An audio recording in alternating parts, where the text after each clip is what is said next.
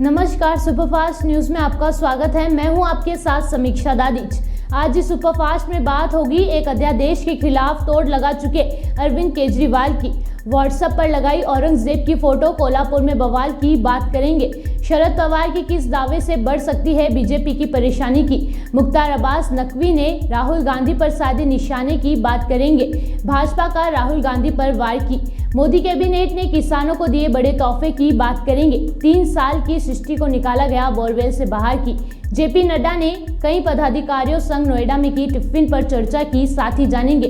केंद्रीय मंत्री गजेंद्र सिंह शेखावत ने बताई मोदी सरकार की उपलब्धियों की। और आखिर में बात करेंगे ज्योतिरादित्य सिंधिया ने बुधवार को दिए बड़े बयान की। इसके साथ ही और भी तमाम बड़ी खबरों से आपको करवाएंगे रूबरू।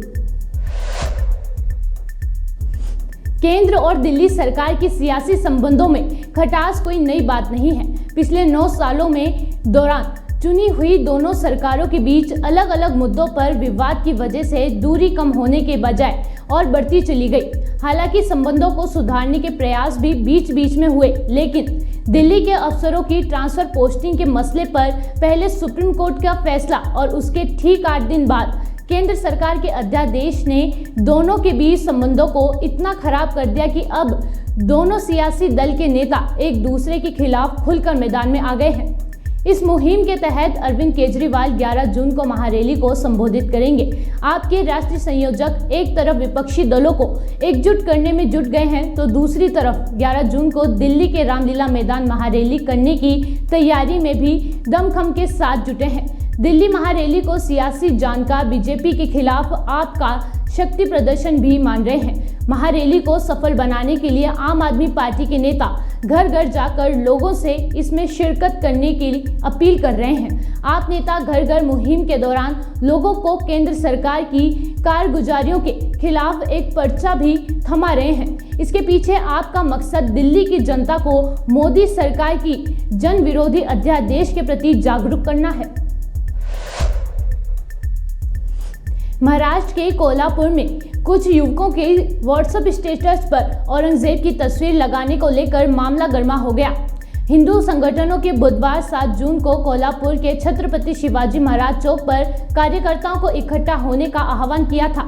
हिंदू संगठन के लोग जब वहां इकट्ठा होना शुरू हो गए तो पुलिस ने कार्यवाही शुरू कर दी। शहर में तनाव की स्थिति पैदा हो गई है। जिला प्रशासन ने 19 तारीख तक के लिए शहर में कहीं पर लोगों को इकट्ठा होने पर पाबंदी लगा दी है। पुलिस ने संगठन के लोगों पर लाठीचार्ज किया और उन्हें वहां से भगाया।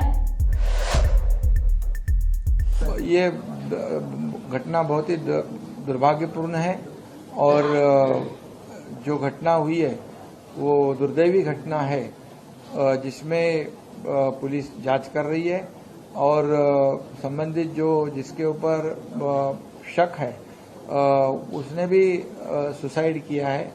पुलिस उसकी जांच कर रही है और इसके ऊपर जो भी दोषी पाया जाएगा उसके ऊपर कार्रवाई की जाएगी। देखिए, महाराष्ट्र में अचानक कुछ जिलों में औरंगजेब की औलादें पैदा हुई है, जो औरंगजेब का फोटो दिखाते हैं, औरंगजेब का स्टेटस रखते हैं और इसके कारण एक दुर्भावना समाज में पैदा हो रही है और इसके कारण एक तनाव भी निर्माण हो रहा है। सवाल ये उठता है कि अचानक इतने औरंगजेब के औलादें कहां से पैदा हुई, इसके पीछे कौन है, इसका असली मालिक कौन है, ये भी हम ढूंढ के निकालेंगे। कौन जानबूझकर महाराष्ट्र में कानून व्यवस्था खराब हो और महाराष्ट्र का नाम खराब हो, ये करने की कोशिश कर रहा है, ये भी हम ढूंढ के निकालेंगे। लेकिन मेरा इतना ही निवेदन है, परिस्थिति पूरी नियंत्रण में है, कहीं पर भी अभी अनियंत्रित इस प्रकार की व्यवस्था नहीं है, अव्यवस्था भी नहीं है।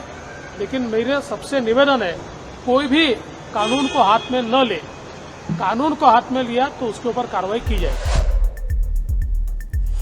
एनसीपी प्रमुख शरद पवार ने दावा किया कि मौजूदा समय में देश में बीजेपी की लहर है और देश के लोग बदलाव चाहते हैं। कर्नाटक विधानसभा चुनाव नतीजों का जिक्र करते हुए उन्होंने ये दावा किया। औरंगाबाद में पत्रकारों से बातचीत के दौरान शरद पवार ने कहा कि अगर लोगों का माइंडसेट ऐसा ही रहा तो आने वाले चुनावों में देश बदला रहेगा।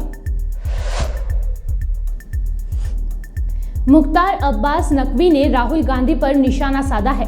मुख्तार अब्बास नकवी ने राहुल गांधी को फिर पप्पू बुलाया। मुख्तार अब्बास नकवी ने कहा कि प्रॉम्प्टर प्रोफेसर प्रॉक्सी पप्पू को पास नहीं करा पाए। ये जो प्रॉम्प्टर प्रोफेसर हैं वो भी प्रॉक्सी पप्पू को पास नहीं करा पाए। अब जब प्रॉम्प्टर प्रोफेसर प्रॉक्सी पप्पू को पास नहीं करा पाए, आपने देखा होगा कि एक प्रोफेसर साहब थे जो पीछे से प्रॉम्प्टिंग कर रहे थे, बता रहे थे क्या बोलना है क्या नहीं बोलना है। तो ये प्रोफेसर भी पप्पू को पास नहीं करा पाए, क्योंकि जो परिवार तंत्र का पाठ्यक्रम है उससे प्रजातंत्र को परास्त करने का पराक्रम कभी भी जो है वो सफल नहीं हो सकता। अब दिक्कत ये हुई कि जो परिवार तंत्र का पाठ्यक्रम है उससे जो है वो प्रजातंत्र को परास्त करने का प्रयास किया गया। भारतीय जनता पार्टी ने कांग्रेस नेता राहुल गांधी पर मंगलवार को निशाना साधते हुए कहा कि ये विडंबना है कि अमेरिकी यात्रा के दौरान गांधी बेशर्मी से भारत के लोकतंत्र की आलोचना करते रहे, जबकि अमेरिका के राष्ट्रपति के आधिकारिक आवास और कार्यालय व्हाइट हाउस का कहना है कि भारत एक जीवंत लोकतंत्र है। देखिए, आज पूरे दुनिया में अगर भारतवर्ष के बारे में लोग जानते हैं तो यही जानते हैं कि ये मदर ऑफ ऑल डेमोक्रेसीज है और सबसे वाइब्रेंट डेमोक्रेसी है।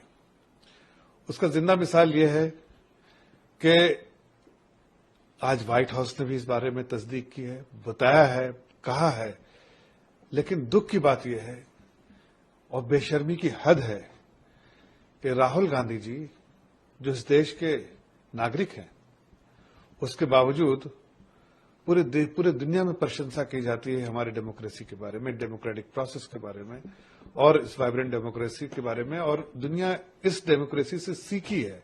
बाकी दुनिया में जो डेमोक्रेसी है वो 200-300 साल पुराना है, बट यहां तो सदियों से है। वहां से आए हुए उस देश के नागरिक होने के बावजूद अपने ही देश के बारे में गलत बयानी से काम विदेशी धरती पर कर रहे हैं और उस चीज को बहुत करारा जवाब जो है व्हाइट हाउस की तरफ से आ गया। इसलिए कि हकीकत तो आप झुटला नहीं सकते, सच तो बाहर आता ही है। तो सच उनके सामने आ गया। आज उन्हें अपने गरिमा में झांक के देखना पड़ेगा कि क्या मैं देश को बदनाम करने का ठेका लेकर रखा है? क्या मेरा पेशा जो और मंशा सिर्फ यही है कि देश को बदनाम करना? आज वो पूरे तौर से एक्सपोज हो चुके हैं और उनके एक्सपोज होने की वजह है कि उनकी जो बातें थी वो सब झूठी थी और देश को बदनाम करने की एक साजिश थी। और साजिश रचाने वाले राहुल गांधी जी और उनके जो लोग होंगे उनके लिए एक बड़ा तमाचा जो है व्हाइट हाउस ने जो स्टेटमेंट दिया वो अपने आप में मिसाल है। Well, the world acknowledges that India is a mother of all democracies. The other countries has learned the democratic process and the democracy, the concept of democracy from India, because it is being followed from the ancient times. And that is why India is called the mother of all democracies. And today it is a vibrant democracy. The world acknowledges it. But unfortunately, there is a gentleman who actually is a citizen of this great country. Yet, on a foreign soil, something I think he has become habitual offender, that he goes to foreign land or foreign countries and there he criticizes India, Indian government. You can put Indian government on the dock when you are in India, but when you talk about democracies and criticize the democracy is not being followed in India, then it is shamelessly, blatantly, he is telling lies. And that is why the statement which has come from the White House itself suggests that India is the vibrant democracy and anybody who really wants to experience democracy must visit India, because India is a template of democracy. But unfortunately, Rahul Gandhi, who happens to be a citizen, yet his only intention is to criticize India and Indian government. But let me remind everyone, and the world also acknowledges that Indian democracy and the democracy as a whole is absolutely safe under the leadership of the Honorable Prime Minister. प्रधानमंत्री नरेंद्र मोदी की अध्यक्षता में हुई cabinet बैठक में सरकार ने बड़ा फैसला लिया है। सरकार ने आज कई फसलों की एमएसपी में इजाफा कर दिया है। इस बार फसलों के न्यूनतम समर्थन मूल्य में बड़ा इजाफा किया गया है, जिसका सीधा फायदा किसानों को मिलेगा। आपको बता दें, इस बार धान पर 7% एमएसपी बढ़ाई गई है। सबसे पहले तो कृषि क्षेत्र में हम समय समय पर एमएसपी के दाम निर्धारित करते हैं। जो सीएसीपी के जो रिकमेंडेशंस हैं, उस पे आधारित जो एमएसपी के दाम तय होते हैं, उस विषय में आज बहुत महत्वपूर्ण बढ़त किसानों के लिए मंजूरी दी गई है। शायद कई वर्षों में सबसे अधिक बढ़त इस खरीफ के दामों में माननीय प्रधानमंत्री जी के नेतृत्व में स्वीकृत की गई। जैसा आप सबको अवगत है, प्रधानमंत्री जी ने जो समर्थन मूल्य है, ये लागत से 50% कम से कम ज्यादा होगा, ये निर्णय कुछ वर्ष पहले लिया था और उसके फलस्वरूप समय समय पे एमएसपी निर्धारित की गई है। इस वर्ष की वृद्धि कई वर्षों में सबसे अधिक वृद्धि है और जो अलग अलग किसानों के लिए माननीय प्रधानमंत्री जी ने समय समय पे काम किया, उसके बारे में थोड़ा सा मैं आपसे जरूर चर्चा करूंगा, जिसके फलस्वरूप एक एमएसपी है, एक खाद्य जो फर्टिलाइजर है वो पर्याप्त मात्रा में उपलब्ध हो, बीज की कभी कमी ना आए। इन सब अलग अलग निर्णयों के कारण मुझे आपसे बताते हुए खुशी होती है कि ओवरऑल जो फूड ग्रेन प्रोडक्शन है खरीफ का, वो 285 मिलियन टन यानी 2850 लाख टन जो 18-19 में था, वो बढ़ के इस वर्ष का अनुमान है कि 330 मिलियन टन, 3300 लाख टन तक जाएगा। यानी 450 लाख टन की वृद्धि इस मात्र 4 वर्षों में। शायद ही कोई देश होगा दुनिया में जिसमें इतनी बड़ी मात्रा में फूड ग्रेन आउटपुट बढ़ा हो। खासतौर पे कोविड के बाद ये यूक्रेन की युद्ध, इस सब के बीच में फर्टिलाइजर के शॉर्टेजेस, ट्रांसपोर्ट फ्रेट की समस्या, इस सबको जब हम देखते हैं, ऐसे विपरीत परिस्थितियों में माननीय प्रधानमंत्री मोदी जी के नेतृत्व में जिस प्रकार से खाद्य सुरक्षा की भी चिंता की गई और हमारे किसानों की विशेष रूप से चिंता की गई, वो वास्तव में सराहनीय है। सीहोर के मुगावली गांव में मंगलवार को दोपहर 2.5 साल की सृष्टि पुत्री राहुल कुशवाहा खेलते समय करीब 300 फीट गहरे बोरवेल के गड्ढे में गिर गई। बच्ची अब 110 फीट नीचे चली गई थी। वहीं तब बच्ची को बोरवेल से बाहर निकाल लिया गया। बच्ची को बाहर निकालने के लिए पुलिस प्रशासन और एनडीआरएफ का अमला जुटा हुआ था, लेकिन अभी तक कोई सफलता हाथ नहीं लगी थी, जिसके बाद मध्य प्रदेश प्रशासन ने बच्ची को बचाने के लिए आर्मी को बुलाया था। आपको बता दें, मंगलवार दोपहर 2 बजे से सृष्टि को बोरवेल से निकालने के लिए चलाया गया रेस्क्यू लगातार 20 घंटे से अभी भी जारी है। अब तक 35 फीट समांतर गड्ढा खोदा जा चुका है, लेकिन सुबह 8 बजे बताया गया कि सृष्टि खिसक कर बोरवेल में 50 फीट नीचे पहुंच गई है, जिससे मुश्किलें बढ़ती नजर आ रही हैं। लेकिन एनडीआरएफ की टीम रोड में कुंडा लगाकर बोरवेल में डालकर बच्ची को नीचे जाने से और खिसकने से रोकने का प्रयास कर रही है। भारतीय जनता पार्टी के राष्ट्रीय अध्यक्ष जेपी नड्डा ने नोएडा में पदाधिकारियों के साथ अपना टिफिन शेयर करके बैठक की। इस मौके पर जेपी नड्डा ने कहा कि भारतीय जनता पार्टी के कार्यकर्ताओं के साथ बैठक स्वाभाविक है। इसमें प्रधानमंत्री के सुझाव पर ऐसी बैठकों को टिफिन बैठक में तब्दील किया है, जिसमें सभी कार्यकर्ता अपने घर से टिफिन लेकर आते हैं। सामूहिकता में चर्चा होती है, पार्टी को कैसे मजबूत किया जाए इस पर बात होती है। पीएम मोदी के कार्यों को किस तरह जनता के बीच ले जाएंगे उसकी चर्चा करते हैं।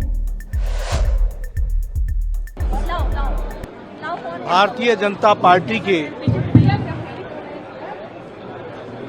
कार्यकर्ताओं के साथ बैठक का होना ये स्वाभाविक प्रक्रिया है और समय समय पर बैठकें होती रहती हैं।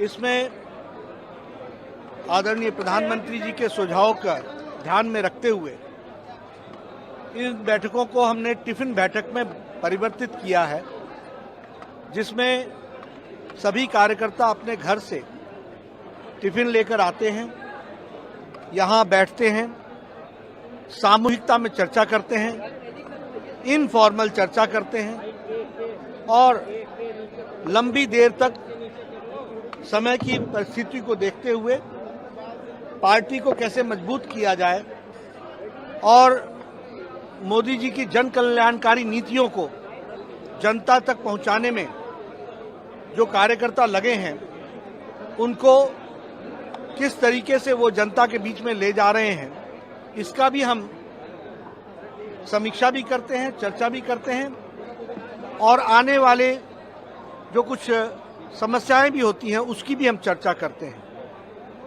यह टिफिन बैठक आज यहाँ पर संपन्न हुई। मुझे इसमें आने का सौभाग्य मिला। नोएडा के इस विधानसभा में सम्माननीय पंकज जी की विधानसभा है, उसमें मुझे आने का मौका मिला और डॉक्टर महेश शर्मा जी की लोकसभा है। कार्यकर्ताओं से इनफॉर्मल चर्चा हुई और इसमें हमने पुराने कार्यकर्ता भी बुलाए।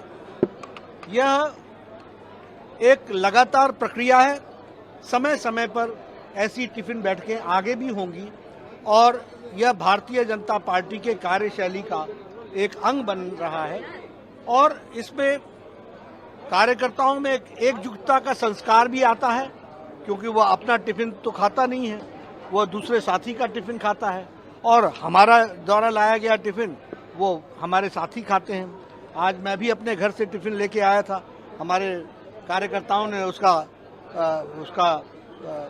उसको खाया और उसका स्वाद लिया। वैसे ही डॉक्टर महेश शर्मा जी अपने यहाँ से कुछ व्यंजन लेके आए थे, उसका मुझे सौभाग्य मिला। तो इस तरीके का टिफिन बैठक के कार्यक्रम को हमने आगे बढ़ाया है। हम हमेशा ही तैयार रहते हैं और हर पल हम नई योजनाओं के साथ चलते हैं, इसलिए 24 हो और 24 से पहले आने वाले भी चुनाव हैं, सभी के लिए तैयार हैं। केंद्रीय मंत्री गजेंद्र सिंह शेखावत ने मोदी सरकार के 9 वर्षों की उपलब्धियों को गिनाते हुए दावा किया कि 2014 से पहले मुख्य रूप से 2004 से 2014 के बीच का कालखंड देश में एक काल रात्रि के रूप में आया था। आइए जानते हैं उन्होंने क्या कुछ कहा।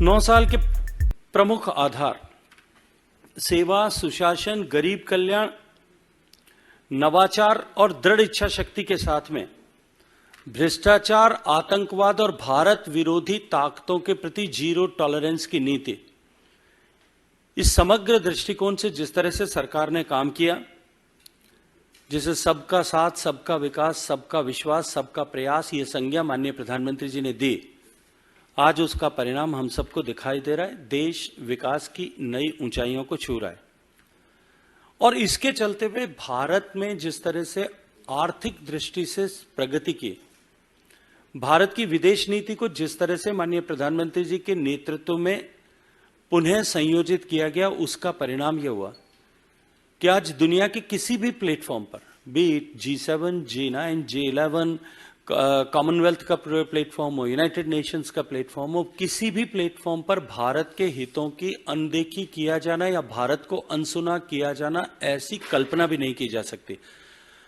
आज परिस्थितियां जिस तरह से बदली हैं और भारत की शक्ति जिस तरह से पूरे विश्व भर ने एक बार फिर रिंगोरेट हुई है, पुनः पहचानी जाने लगी है, उसके चलते हुए अनसुना किया जाना या अनदेखी किया जाना तो दूर, इसके उलट भारत पर्यावरण से लेकर के अन्य सभी विषयों पर पूरी दुनिया का नेतृत्व करता हुआ ऐसा दिखाई दे रहा है। ज्योतिरादित्य सिंधिया ने बुधवार को बड़ा बयान दिया है। केंद्रीय मंत्री ने कहा कि अगले 5 सालों में भारत में 200 से 220 और एयरपोर्ट, हेलीपोर्ट और वाटर एयरड्रोम होंगे। सिंधिया ने कहा कि दिल्ली, मुंबई, चेन्नई, कोलकाता, हैदराबाद, बेंगलुरु में क्षमता करीब 22 करोड़ की है। नवी मुंबई और जेवर एयरपोर्ट जोड़कर इसे अगले 8 सालों में 41.5 करोड़ पर ले जाएंगे।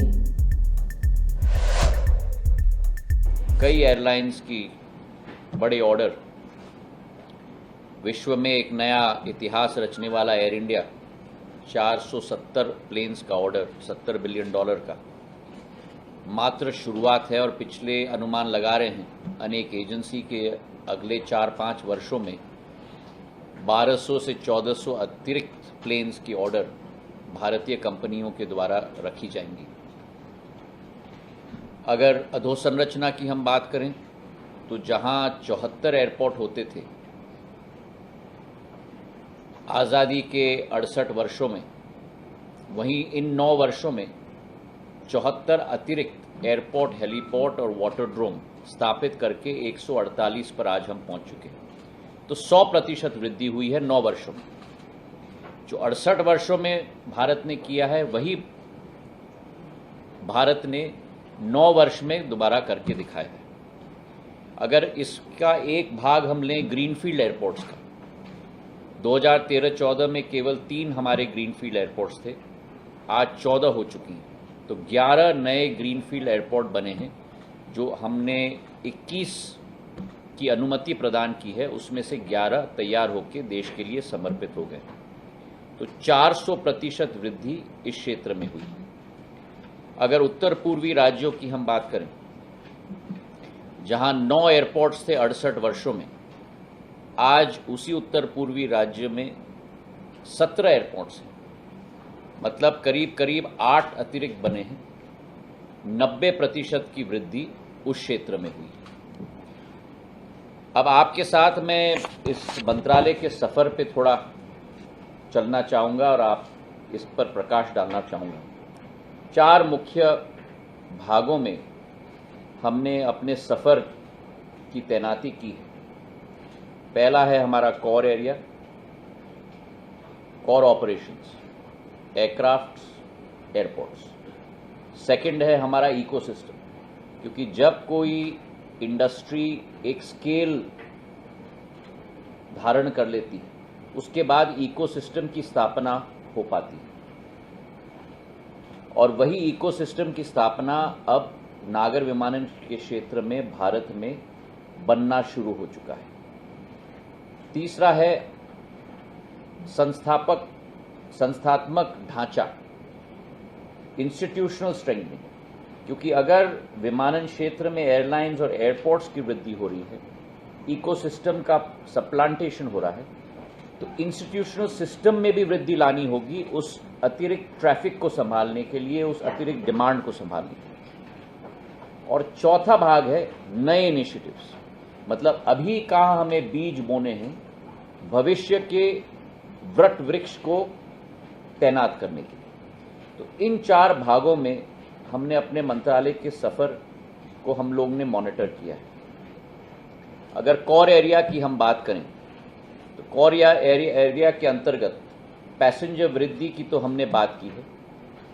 वर्तमान में हम लोग 14.5 करोड़ पर आ चुके हैं, जहां 130% की वृद्धि हुई है, पर हमारा अनुमान है कि 2030 तक ये आंकड़ा 45 करोड़ तक जाएगा।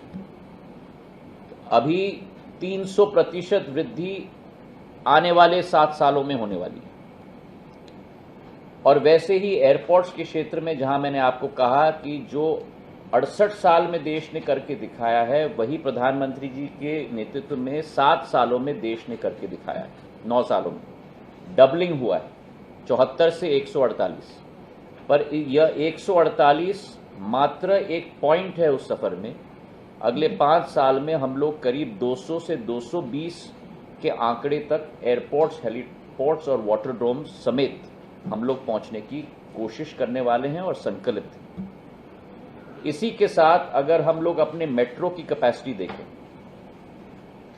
वर्तमान में जो हमारे 6 बड़े मेट्रो हैं, बॉम्बे, दिल्ली, चेन्नई, बेंगलुरु, हैदराबाद, कोलकाता, यहाँ हमारी थ्रूपुट की कैपेसिटी करीब करीब 222 मिलियन की है, मतलब 22 करोड़ करीब करीब की है।